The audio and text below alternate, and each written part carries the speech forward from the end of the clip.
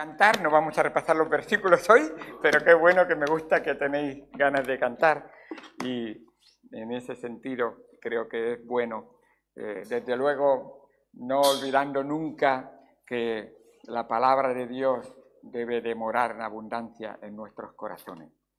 La semana pasada empezamos a mencionar realmente en aquel momento lo titulamos, y tengo aquí las notas, lo titulamos ¿Cómo sabotear tu oración? Quisiera continuar hoy obstáculos bíblicos para orar, que muchas veces en nuestra vida hay obstáculos bíblicos para orar. Debemos de estar orando por las actividades de la iglesia, como es, por ejemplo, el Club de los Descubridores, que habrá mañana, pero ¿sabéis que hay obstáculos que la Biblia dice y que no deberíamos de poner obstáculos al orar? Y también no debemos de ser nunca obstáculos para que un niño venga al Señor. Y las oraciones que no ponen ejemplo, eso al Señor no le agrada. Tenemos escuela dominical. Debemos de animar las actividades el domingo a las 10 de la mañana de la escuela dominical. Eso significa que la comodidad puede ser un obstáculo para estar en el lugar donde podemos aprender. Tenemos culto por la mañana y por la tarde. Y tratamos de animar a los hermanos a estar con el Señor, porque allí donde 2 o 3 se reúnen, el Señor está en medio de ellos. Y si no, el Señor dice, cuidado, porque quiero estimularos al amor y a las buenas obras. Y estoy deseoso de enseñaros más de mi palabra. Y por supuesto, lo tenemos como un principio bíblico. Uno de los mandamientos es que el día es del Señor. Y el día en que el Señor resucitó, la palabra de Dios lo instituyó como día del Señor. Es un día dedicado a Él, de 7:1. Y así es como el Señor quiere de alguna manera que mostremos esa lealtad. Porque a nadie le gustaría, y lo vamos a ver en la oración, tener esa lealtad defraudada. Creo que os acordáis, la semana pasada mencionamos, y los menciono muy rápidamente, que hay obstáculos bíblicos como cuando hay pecado en nuestras vidas, pecados no confesados ni arrepentidos en nuestra vida. Ese fue el primer punto que mencionamos la semana pasada. Si hay pecado en nuestra vida, la oración no llega a la presencia de Dios a menos que sea una confesión y arrepentimiento. Eso es lo que el Señor quiere escuchar lo primero. Dice, si tú vienes al altar a traer una ofrenda, vienes a darle, pero tienes un problema, deja la ofrenda ahí, vete a arreglar el problema y luego vuelve. Y así el Señor nos dice, porque el Señor quiere derramar su gracia sobre personas, no que sean perfectas, pero que andan en sintonía con Él y con su palabra. Y la sintonía entra también la confesión, el arrepentimiento, el perdón y una buena comunión con el Señor. El segundo punto, y voy a ir rápido porque no quiero repetirme, el segundo punto es cuando uno hace caso omiso de la palabra de Dios. La palabra de Dios no es importante para mí, no es trascendente, entonces no me importa mucho y Dios dice, eso no es.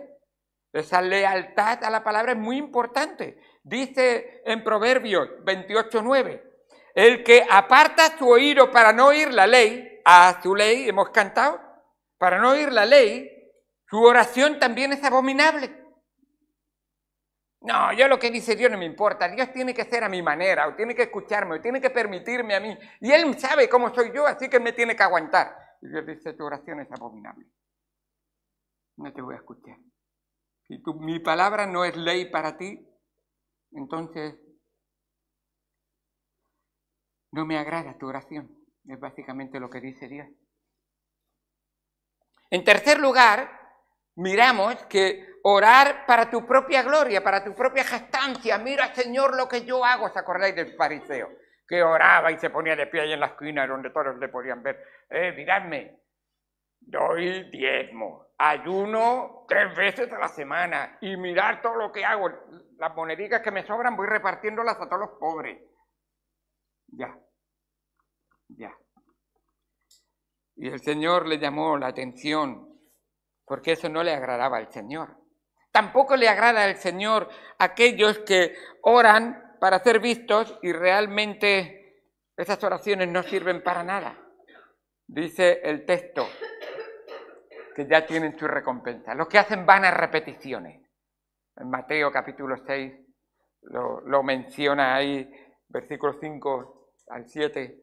Esos que hacen vanas repeticiones y repiten. ¡Aleluya, aleluya, aleluya, aleluya! ¿Y qué? ¿Qué estás diciendo? Y rezar no le agrada al Señor. Dios quiere que conozcamos su palabra y oremos conforme a su palabra. Que hablemos con el Señor. Al Señor tampoco le gusta cuando, y lo mencionamos la semana pasada, cuando uno va a la oración con dudas. Bueno, le voy a pedir esto, pero realmente yo no sé si... Y vas con ciertas dudas, con ciertas... pides realmente y sin fe y no tienes contestación. Y el Señor dice, es por eso. ¿Os acordáis que más de una vez vino gente y el Señor le contestó, hágase conforme a tu fe? Hágase en tu vida conforme a tu fe. ¿Tienes poca fe? Pues entonces, así es muchas veces. Pero que tengamos fe, de verdad, en el Señor. Y esa fe puede ir creciendo. ¿Sabéis cómo viene la fe? La fe viene por el oír. ¿Y qué es lo que hay que oír? Lee más la Biblia, escucha más las predicaciones, memoriza más la palabra de Dios, pero vive lo que lees, memorizas, escuchas. Vive. Y eso aumentará tu fe. Porque de verdad llegará a ser tu vocabulario. De tal manera que cuando hablas... pero Dios dice... Yo recuerdo en una ocasión a unos creyentes hablando y alguien decir, ¿es que no puede ser decir tu opinión sin decir lo que Dios dice? ¡Qué bueno! Cómo me gusta que alguien se dé cuenta que su opinión no vale nada. Pero lo que Dios dice, sí que vale. Y ahí es donde debemos de basar toda nuestra vida. ¡Qué bueno! Por eso dice, si alguno de vosotros tiene falta de sabiduría, pídala a Dios, el cual da a todos abundantemente y sin reproche. Pero pida con fe, no dudando nada, porque el que duda es semejante a la onda del mar, que es arrastrada por el viento y echada de una parte a otra. No piense, pues, quien tal haga, que recibirá cosa alguna del Señor. No dude. Pide conforme a la voluntad del Señor, que lo vamos a ver ahora, pero no dude.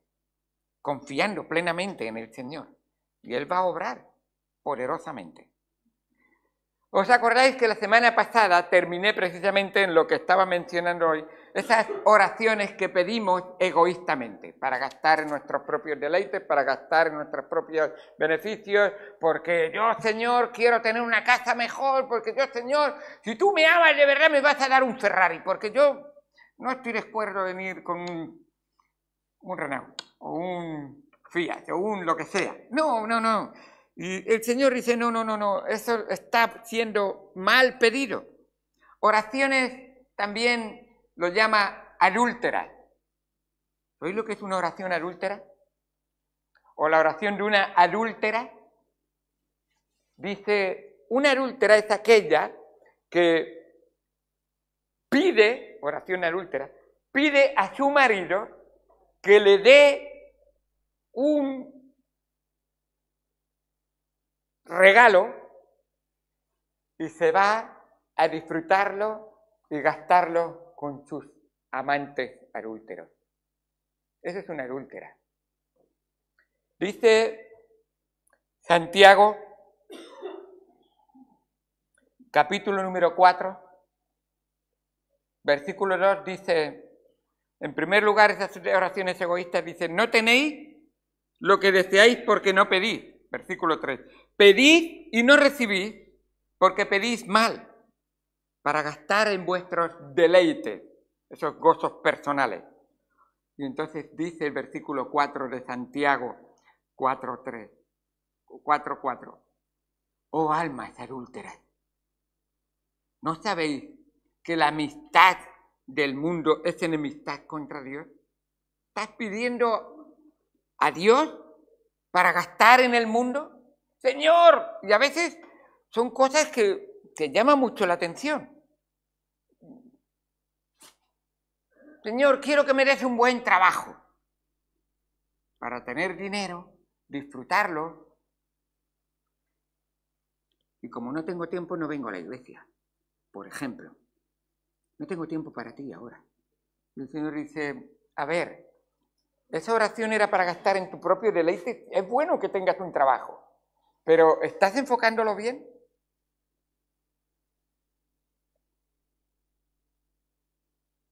¿No sabéis que la amistad del mundo es enemistad contra Dios? Cualquiera, pues, que quiera ser amigo del mundo se constituye enemigo de Dios.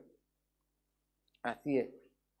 Si vivimos vidas en que a Dios no le damos nuestra máxima lealtad, entonces usaremos la oración de manera egoísta. Y suele ocurrir.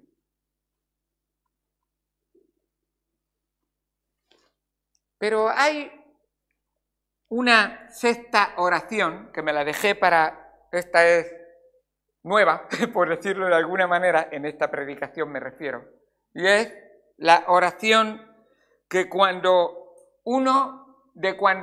Dios no escucha la oración de cuando uno subestima o desprecia a una hija de Dios.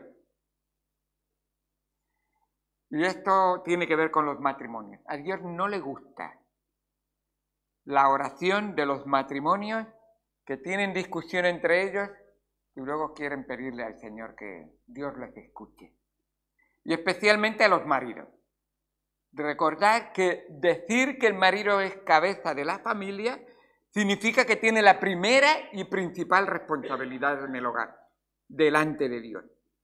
Delante de Dios. Primera y principal responsabilidad delante de Dios. Dice Primera de Pedro, capítulo número 3, versículo 7. Dice así la palabra de Dios. Vosotros, maridos, ¿hay duda a quién se dirige? Vosotros, maridos, igualmente, está diciendo, igualmente vivid con ellas sabiamente, honrarla. No la desprecies, no la insultes. Y eso a veces cuando no nos contenemos en la mente no puede ser. Dios dice, no, eso no lo quiero ni escuchar ni una vez. Dando honor a la mujer como a vaso más frágil. Quizás físicamente puede ser un poco más débil, pero no ni mental ni lo que es espiritualmente. Y eso no te da ningún derecho sobre ella porque físicamente puede ser un poco más débil que el hombre. Nunca. Y ahora vais a ver por qué. Porque son iguales delante de Dios que tú y que yo. Nuestras esposas, nuestras mujeres, son iguales delante de Dios. No son más ni menos, pero tú no eres más que ella, por si en caso hubiera duda. Así que dice, como a coherederas de la gracia de la vida. O sea, ellas reciben la gracia, el perdón, el amor, la bendición de Dios, igual que nosotros, que los hombres, igual que nosotros, maridos. Recuerda que si tú afrentas a una hija del rey, te la verás con el rey. Y ella, si ha conocido a Cristo como su Señor y Salvador, es hija del Rey de Reyes y Señor de Señores. Hónrala, respétala. Y te dice Dios por qué. Porque si no, ponte de rodillas si quieres. Pero mientras no me pidas perdón por cómo has tratado a tu esposa, no te voy a escuchar. Para que vuestras oraciones no tengan estorbo, y lo dice Dios. Eso significa un obstáculo enorme para llegar a la presencia de Dios. Señor, tú has muerto por mí, pero pídeme perdón primero. Y pídele perdón para que tu oración no tenga estorbo. Así que en ese sentido, Dios no oirá las oraciones ni nos escuchará realmente. Y un día nos juzgará por eso, si no le hemos pedido perdón. Dios a los hombres nos va a juzgar por cómo hemos tratado a la hija del rey, que Dios nos ha dado la responsabilidad de cuidar. Así que qué importante es que lo tengamos. Si maltratamos a aquellos a quien Dios nos ha puesto bajo nuestra protección especial, como es nuestra esposa o nuestros hijos, obstaculizaremos y sabotearemos nuestras propias. No tendrán audiencia.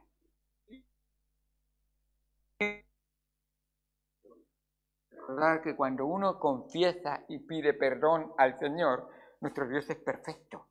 No da un perdón a media. Podéis ir, quien quiera, a Miqueas, y en el capítulo 7, ver cómo dice que Él tiene misericordia del que le pide perdón y olvida el pecado y lo echa en lo profundo del mar. Eso lo hace solamente Dios. Los hombres muchas veces ni olvidamos ni perdonamos de esa manera, pero Dios sí. Olvida.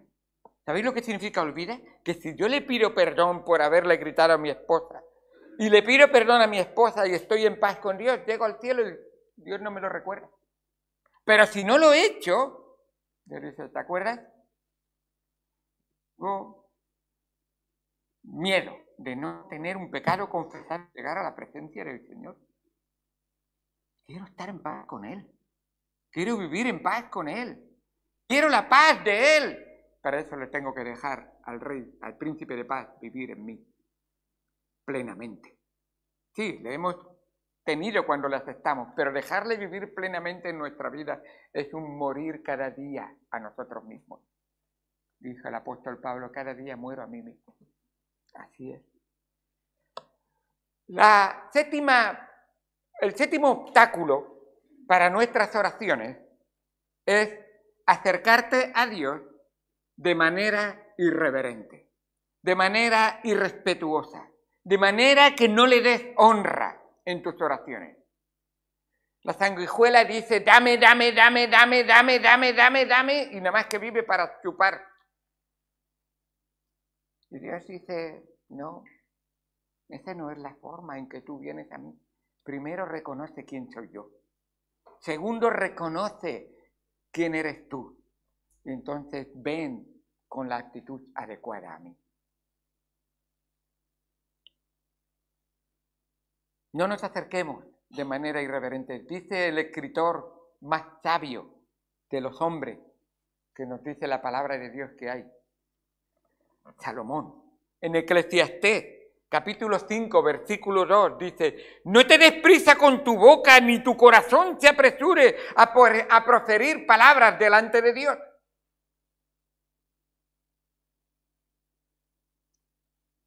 Porque Dios está en el cielo. ¿Y tú? ¿Sabes dónde estás? Nos pone a cada uno en nuestro lugar. Tú estás en la tierra. Tienes más y tienes menos. ¿Lo tienes claro?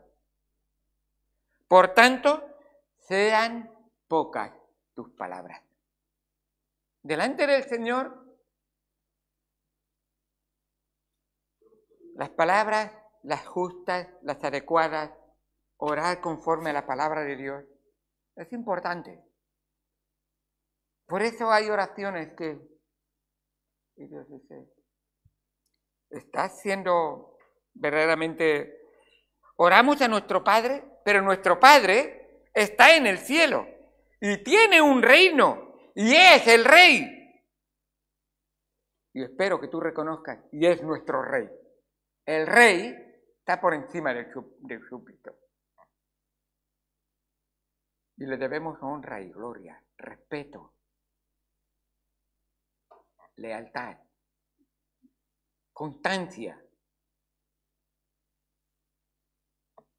Orad sin pensar, diciendo muchas palabras irrespetuosas e irreverentes, informales. Realmente lo que hace... como si algunos oran al Señor como si estuvieran mandando un WhatsApp a un amigote, que se comen la mitad de las palabras y pues, oye tú, mira que te fui. No. Dios no es, oye tú, escúchame. Eso no. Por supuesto que no. Con respeto. Porque eso realmente minimiza quién es Él en nuestra mente y en nuestra vida. Hasta incluso ridiculiza cuando vemos lo que es Dios realmente y ridiculiza la majestad de aquel a quien dirigimos nuestras oraciones. Mira si era el mismo Señor Jesucristo que se dirigía al Padre y solamente le vemos en un momento de decir, Abba, Padre.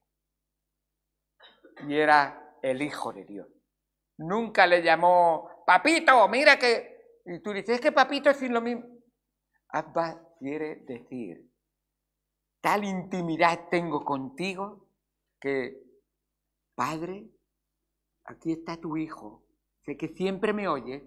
Sé que sabes que yo te voy a pedir lo que es tu voluntad. Escúchame. Y le escuchaba. Porque conforme a la voluntad de Dios siempre pedía. Siempre lo hacía así. Debemos ir a nuestro Padre como si orara el mismo Hijo de Dios. Dice en Primera de Juan, capítulo 5, versículo 14. Primera de Juan 5, 14. Y esta es la confianza que tenemos en Él.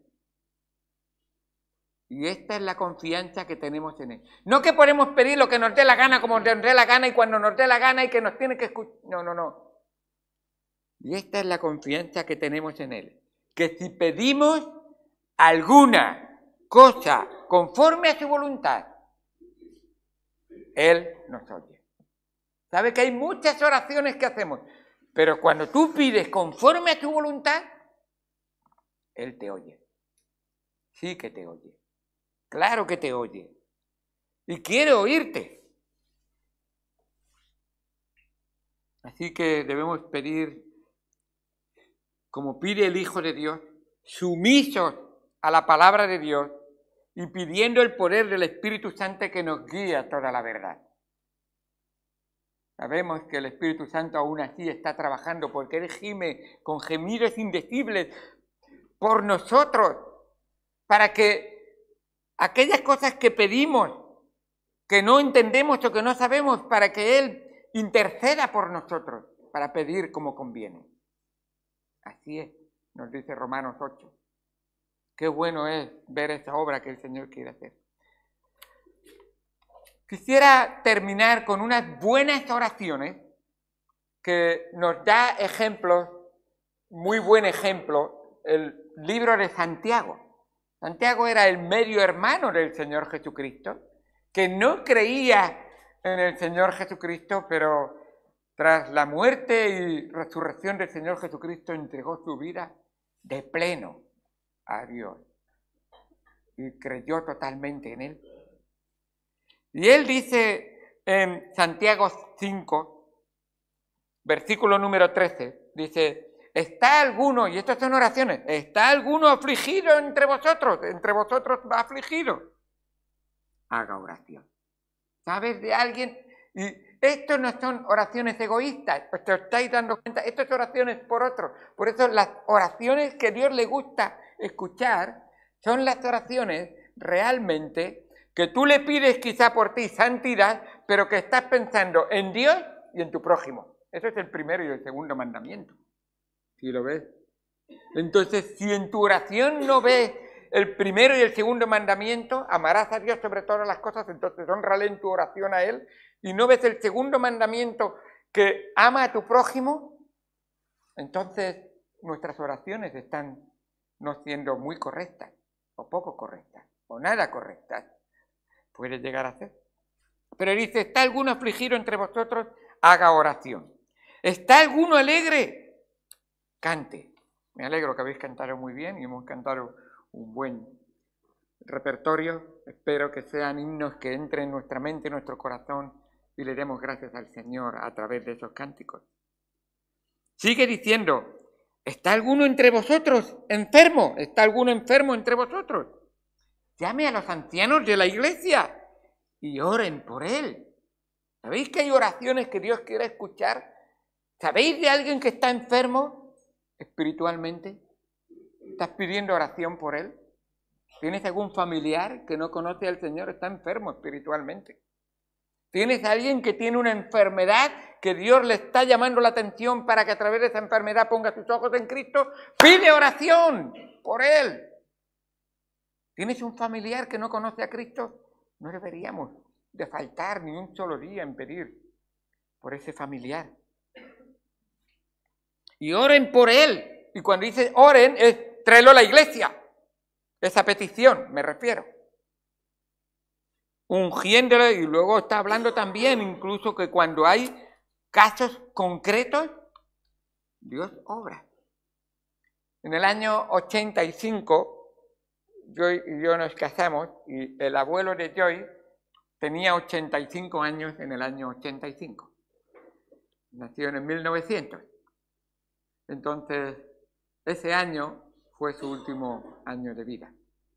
Y él falleció. Pero me acuerdo que Joy me contaba, él estaba contándonos y Joy traducía, pero él me contaba que cuando era joven había estado enfermo, bueno, más joven de lo que era ahí, pero había estado enfermo y había ido al médico y el médico le había dicho: tienes un tumor en el cerebro y no sé cómo vamos a solucionarlo. Así que él dijo, vale, muy bien, fue a su iglesia, pidió al pastor, a los ancianos de la iglesia, que por favor, no sé si fue en su casa, vinieran, lo ungieran con aceite y que oraran por él. Lo hicieron, oraron por él, de todo corazón, pidiendo al Dios Todopoderoso que hiciera su voluntad. Estaba dispuesto a aceptar su voluntad. Poco tiempo después, el médico hizo otra prueba en el cerebro y dijo, lo que tenías no está. Y él dijo, yo lo sé lo que ha pasado, no es que lo sé lo que ha pasado.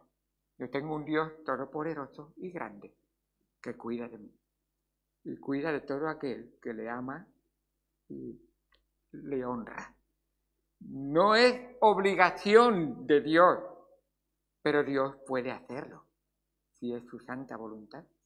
Y lo hizo. Y así es. Y por eso estoy diciendo, Dios quiere obrar a través de la fe vuestra. ¿Veis cómo la fe de 4 amigos traen a un paralítico y Dios sana a un paralítico? ¿Has traído a tu paralítico espiritual a la iglesia para que Dios le hable? ¿Estás orando por él? Dios dijo a ese paralítico, la fe de tus amigos. La admiró. Dios está esperando que tú seas esos que tienen fe y traes a tus amigos, a tus familiares, a las personas que te rodean, que necesitan a Cristo. Dice en el versículo número 15, y la oración de fe salvará al enfermo y el Señor lo levantará. ¡Wow! Y si hubiere pecado, y muchas veces lo hay, Dios dice, está ya previsto eso. Si lo hace de la manera correcta, si confesamos nuestros pecados, Él es fiel y justo para perdonarnos y limpiarnos de toda maldad. ¡Qué bueno! Y si hubiere pecado, si hubiere cometido pecados, les serán perdonados. No sin arrepentimiento, por supuesto. Lo entendemos. Porque el que encubre su pecado no prosperará. Mas el que lo confiesa y se aparta, alcanzará misericordia. Gloria a Dios por lo que hace en nuestras vidas. Y por eso dice el versículo 16, en Santiago 5, 16, confesad vuestros pecados. O sea, yo quiero que haya paz, yo quiero que haya una buena relación con Dios, comunión con Dios y comunión con los hermanos. Confesaos vuestras ofensas unos a otros y orad unos por otros, para que seáis sanados. No podéis imaginar la enfermedad espiritual que causa el pecado en nuestras vidas cuando hay división, cuando hay discusión, cuando hay mala comunión y mala relación, cuando hay realmente deslealtad y no estamos dispuestos a decir que Dios es lo primero en nuestra vida. Bueno, decirlo, hacerlo, porque decirlo sí, pero hacerlo. Y así, Dios de verdad está deseando que hay hombres que Dios escuchó de una manera muy especial. Elías es un hombre que muchas veces llama la atención como es. Un hombre con una fe que parecía tan robusta. Él decía, y dice versículo 17, Elías era hombre sujeto a pasiones semejantes a las nuestras. Y eso está diciendo, es que eres como tú, era como tú y como yo. ¿Y cómo pudo hacer Elías esas cosas? Si pidió al cielo que no lloviera y por 3 años y medio no llovió. Y luego dijo, mañana lloverá. Y llovió mañana. ¿Cómo puede ser que tenga esa fe? Y además, por si fuera poco, pedía al cielo que mandara fuego. Y es que lluvia, de vez en cuando, pero fuego, y que caiga exactamente en el sitio donde está el becerro, y que el fuego consuma y lama, no sé decir, el agua que está alrededor. Es que eso, pues era un hombre de pasiones, de debilidades, de emociones que suben y bajan, iguales que tú, igual que yo. Igual que tú, igual que yo. Pero tuvo fe. Tuvo fe, y él oró fervientemente para que no lloviese, y no llovió sobre la tierra por 3 años y 6 meses. Y otra vez oró, y el cielo dio lluvia, y la tierra produjo su fruto. Y luego dice, hermanos, y me paro ahí, hermanos, ¿por qué no tendremos esa fe? Quizás porque nos parecemos a Elías, que subimos y bajamos. ¿Por qué no oró Elías fervientemente? Señor, obra poderosamente y trastorna las maquinaciones de esa mala reina Jezabel. Porque la reina Jezabel le acusó, le amenazó de que mañana te voy a matar a ti. Y empezó a temblar. ¿Y dónde estaba esa fe? Y empezó a decir, ¡ay, pobrecito! ¿Sabéis que hay veces que quitamos los ojos de Cristo y los ponemos en nosotros mismos y realmente somos tan débiles que temblamos? A lo mejor nos pasa como Pedro. Andamos sobre el agua un momento y de repente, ¡oh, las olas! Haz lo mismo que Pedro. Señor, ayúdame. Y Él te va a ayudar en tu momento de debilidad. Ora pidiéndole ayuda al Señor. Ora pidiéndole poder al Señor. ¿Por qué no oró pidiéndole que transformara, Elías, pidiéndole que transformara el corazón del rey Acab? Primero, que trastornara los planes de Jezabel, pero segundo, que transformara los corazones de Acab y Jezabel. Esas malévolas intenciones. Dios puede transformar los corazones de los malos, aún de los más difíciles, pero no oró. ¿Por qué? ¿Por qué no oró que Dios llegara a transmutar esa fe que tenían en los ídolos el pueblo de Israel y pusieran su fe solamente en el Señor Jesucristo? Elías le puso delante del pueblo y dice, ¿hasta cuándo claudicaréis entre 2 pensamientos? ¿A quién oráis? ¿A Baal o a Jehová? Decidiros. ¿Y sabéis lo que hizo el pueblo? Dice la palabra de Dios, y el pueblo se calló, no contestó. Sabían que en tu corazón había mucha idolatría. ¿Sabéis que Dios no escucha la idolatría? A los idólatras. No escucha a aquellos que van tras la idolatría.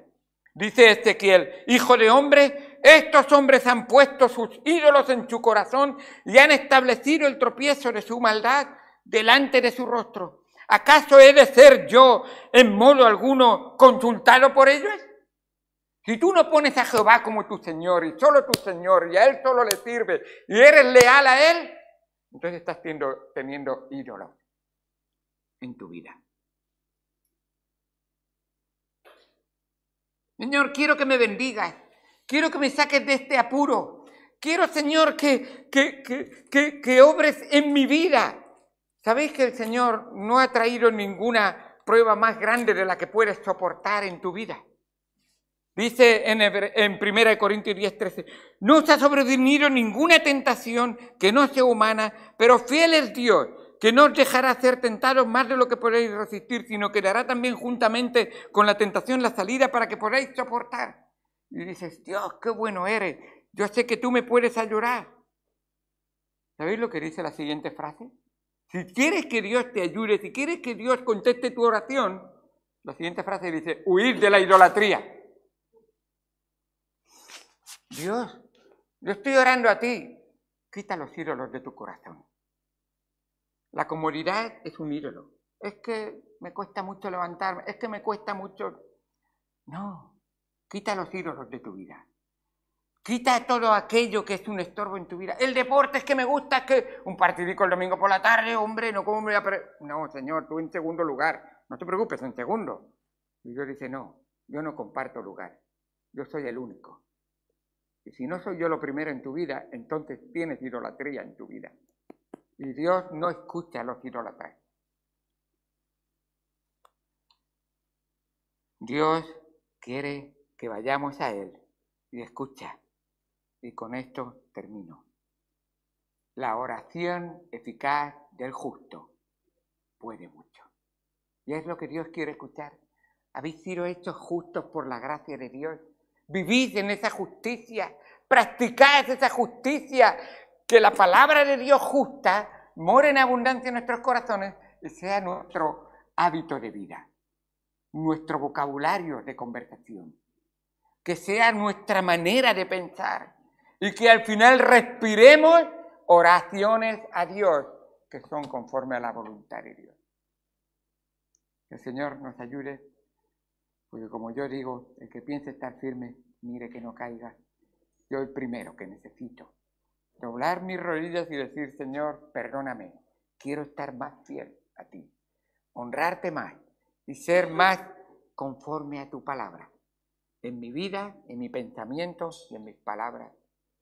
Que todo el mundo pueda ver a Cristo, no a José Bernabéu, en mí. Oremos al Señor.